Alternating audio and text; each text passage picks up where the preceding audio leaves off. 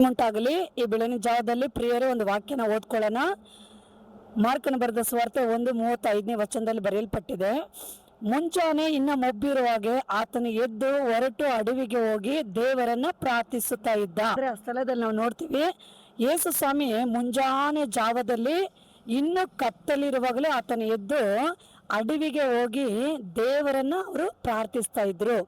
ಈ ಕೊನೆ ದಿನಗಳಲ್ಲಿ ದೇವ ಮಕ್ಕಳೇ, ನಾವು ಕೂಡ ಏನ್ ಮಾಡ್ಬೇಕು, ಯೇಸುವಿನ ಹಾಗೆ ಮುಂಜಾನೆ ಜಾವದಲ್ಲಿ ಇನ್ನು ಕತ್ತಲೆ ಇರುವಾಗಲೇ ಬೇಗನೆ ನಾವೇನ್ ಮಾಡಬೇಕು, ಇರೋಂಥ ಸ್ಥಳಗಳನ್ನ ಬಿಟ್ಟು ನಾವು ಎದ್ದೊಳ್ಬೇಕು.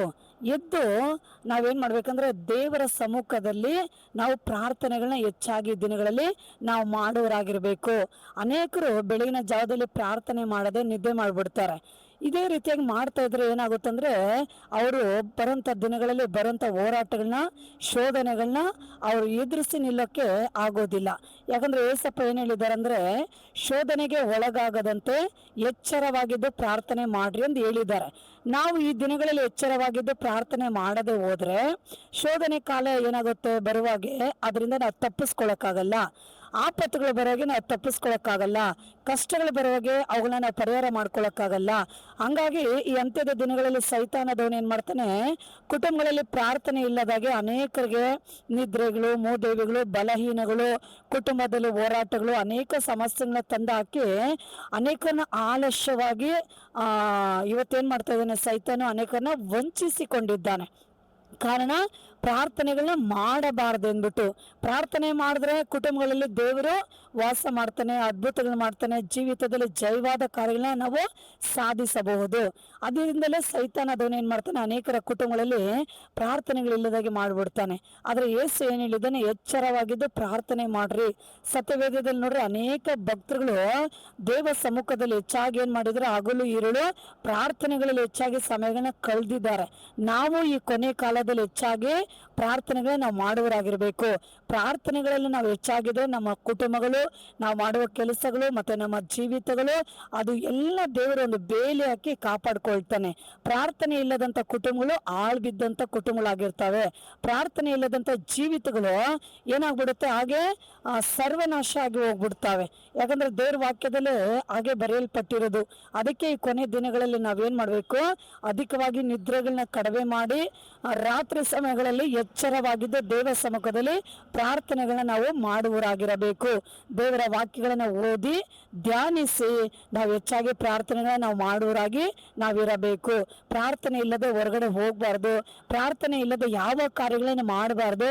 ಪ್ರಾರ್ಥನೆ ಇಲ್ಲದೆ ನಾವು ಹಾಸಿಗೆಗೆ ಮಲಗೋಕ್ಕೂ ಸಹ ನಾವು ಹೋಗೋರಾಗಿರಬಾರದು. ಹಾಗಾಗಿ ಈ ಕೊನೆ ದಿನಗಳಲ್ಲಿ ಭಯಂಕರವಾದ ಕಾಲಗಳು, ಭಯಂಕರವಾದ ಹೋರಾಟಗಳು, ಭಯಂಕರವಾದ ಆಪತ್ತುಗಳು, ಭಯಂಕರವಾಗಿ ಲೋಕದಲ್ಲಿ ಎಲ್ಲಿ ನೋಡಿದ್ರು ಭಯಂಕರವಾದ ಕಾರ್ಯಗಳು ನಡೀತಾ ಇದ್ದಾವೆ. ಹಾಗಾಗಿ ದೇವ ಮಕ್ಕಳೇ, ಈ ಕೊನೆ ಕಾಲದಲ್ಲಿ ಎಡೆ ಬಿಡದೆ ಪ್ರಾರ್ಥನೆ ಮಾಡ್ರಿ ಎಂದು ದೇವರ ವಾಕ್ಯ ಹೇಳುತ್ತೆ. ಹಾಗಾಗಿ ಬೆಳಗಿನ ಜಾವದಲ್ಲಿ ಪ್ರತಿಯೊಬ್ಬರು ಆಯತವಾಗ್ರಿ, ದೇವ ಸಮ್ಮುಖದಲ್ಲಿ ಎಚ್ಚರವಾಗಿದ್ದು ಪ್ರಾರ್ಥನೆಗಳು ಮಾಡ್ರಿ. ಕೆಲಸಗಳಿಗೆ ಹೊರಡುವಾಗೆ ಪ್ರಾರ್ಥನೆ ಒಟ್ಟಿಗೆ ಹೊರಡ್ರಿ. ಆ ರಾತ್ರಿಯಲ್ಲಿ ಹಾಸಿಗೆಗಳಲ್ಲಿ ನೀವು ಇರುವಂತ ಸಮಯಗಳಲ್ಲಿ ಹೆಚ್ಚು ಪ್ರಾರ್ಥನೆಗಳನ್ನ ಮಾಡ್ರಿ. ಸಭೆಗಳಲ್ಲಿ ಪ್ರಾರ್ಥನೆಗಳು ಇರುವಾಗೆ ತಪ್ಪಿಸಿಕೊಳ್ಳದೆ ಪ್ರಾರ್ಥನೆಗಳಿಗೆ ಹೊರಟು ಬನ್ರಿ. ನೀವು ಪ್ರಾರ್ಥನೆ ಮಾಡೋಗ್ಲಿ ನಿಮ್ಗೆ ದೊಡ್ಡ ಆಶೀರ್ವಾದ, ಒಂದು ದೊಡ್ಡ ರಕ್ಷಣೆ, ಒಂದು ದೊಡ್ಡ ಬಿಡುಗಡೆ. ಪ್ರಾರ್ಥನೆ ಇಲ್ಲದ ಜೀವಿತಗಳಲ್ಲಿ ಈ ಸಮಸ್ಯೆಗಳು, ಹೋರಾಟಗಳು ಆರಂಭ ಆಗುತ್ತೆ. ನೀವು ಅವುಗಳನ್ನೆಲ್ಲ ಎದುರಿಸಿ ನಿಲ್ಲೋಕೆ ಕಷ್ಟ ಆಗ್ಬಿಡುತ್ತೆ. ನಂತರ ಏನಾಗುತ್ತೆ ಗೊತ್ತಾ, ಪ್ರಾರ್ಥನೆ ಇಲ್ಲದ ಆತ್ಮಗಳು ಬಲಹೀನವಾಗಿ ಪಾಪಕ್ಕೂ ಮರಣಕ್ಕೂ ಹತ್ರ ಆಗ್ಬಿಡುತ್ತೆ. ಹಾಗಾಗಿ ದೇವ ಮಕ್ಕಳೇ, ಪ್ರತಿಯೊಬ್ಬರು ಪ್ರಾರ್ಥನೆಗಳನ್ನ ಮಿಸ್ ಮಾಡ್ಕೊಳ್ಬೇಡಿ. ಪ್ರಾರ್ಥನೆಗಳು ಮಾಡ್ರಿ, ದೇವ ಸಮ್ಮುಖದಲ್ಲಿ ಕಣ್ಣೀರಿಡ್ರಿ, ಗೋಳಾಡ್ರಿ, ಒಪ್ಪಿಸ್ಕೊಡ್ರಿ. ನಿಮ್ಮ ಕುಟುಂಬಗಳ ರಕ್ಷಣೆಗಾಗಿ ಮಾಡ್ರಿ, ಗ್ರಾಮಗಳ ರಕ್ಷಣೆಗಾಗಿ ಪ್ರಾರ್ಥನೆ ಮಾಡ್ರಿ, ಎಲ್ಲ ರಾಜ್ಯ ದೇಶದ ರಕ್ಷಣೆಗಾಗಿ ಪ್ರಾರ್ಥನೆ ಮಾಡ್ರಿ. ಯೇಸು ಬರುವಾಗೆ ಅವ್ರ ಮುಂದೆ ನೀವು ನಿಲ್ಲಬೇಕಾದ್ರೆ, ನಿಮಗೆ ಪೂರ್ಣ ಶಕ್ತಿವಂತರಾಗಿ ನಿಲ್ಲಬೇಕಾದ್ರೆ ಪ್ರಾರ್ಥನೆಯಲ್ಲಿ ನೀವು ಹೆಚ್ಚಾಗಿದ್ರೆ ಮಾತ್ರ ಆ ಪ್ರಾರ್ಥನೆ ನಿಮ್ಮ ಜೀವಿತಗಳನ್ನ ಬಲಪಡಿಸಿ ದೇವರ ಮುಂದೆ ಯೋಗ್ಯರಾಗಿ ನಿಲ್ಲೋ ಆ ರೀತಿಯಾಗಿ ನೀವು ಕಾಣಿಸಿಕೊಳ್ಳಕ್ಕೆ ಸಾಧ್ಯ ಆಗುತ್ತೆ. ಹಾಗಾಗಿ ದೇವ ಮಕ್ಕಳು ಈ ವಾಕ್ಯನ ಕೇಳಿಕೊಂಡಿರೋಂಥ ಎಲ್ಲರಿಗೂ ಪ್ರಾರ್ಥನೆಗಳು ಮಾಡ್ರಿ.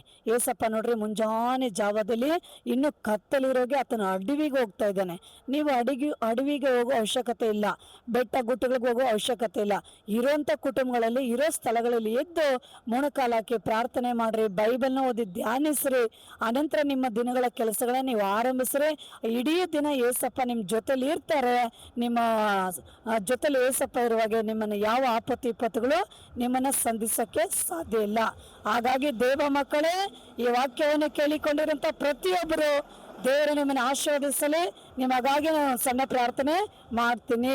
ಯಾಕಂದ್ರೆ ನಾವು ಇವಾಗ ನೋಡ್ರಿ, ಈಗ ನಾನು ವಾಕ್ಯ ಕೊಡ್ತಾ ಇರೋ ಟೈಮ್ ಎಷ್ಟು ಗೊತ್ತಾ? ಇವಾಗ 2 ಗಂಟೆ, ಮಧ್ಯರಾತ್ರಿ 2 ಗಂಟೆ ಸಭೆಯಲ್ಲಿ ಆರಾಧನೆ ಪ್ರಾರ್ಥನೆ ಮುಗಿಸ್ಕೊಂಡು ಬಂದು ಈ 2 ಗಂಟೆಯಲ್ಲಿ ನಾನು ನಿಮ್ಗೆ ಇಲ್ಲಿ ವಾಕ್ಯ ಕೊಡ್ತಾ ಇದ್ದೀನಿ.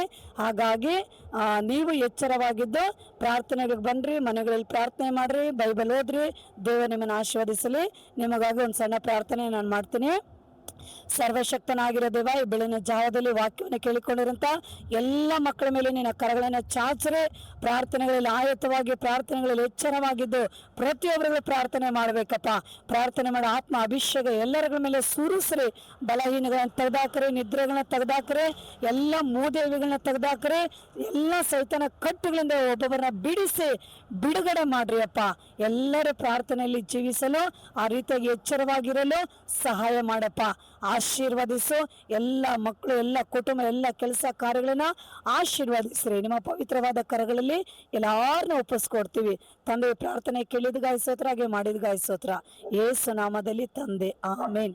ಇದನ್ನ ಕೇಳಿಕೊಂಡಿರೋಂಥ ಮಕ್ಕಳೇ, ಲೈಕ್ ಮಾಡಿ, ಶೇರ್ ಮಾಡಿ. God bless you. ಆಮೇನ್.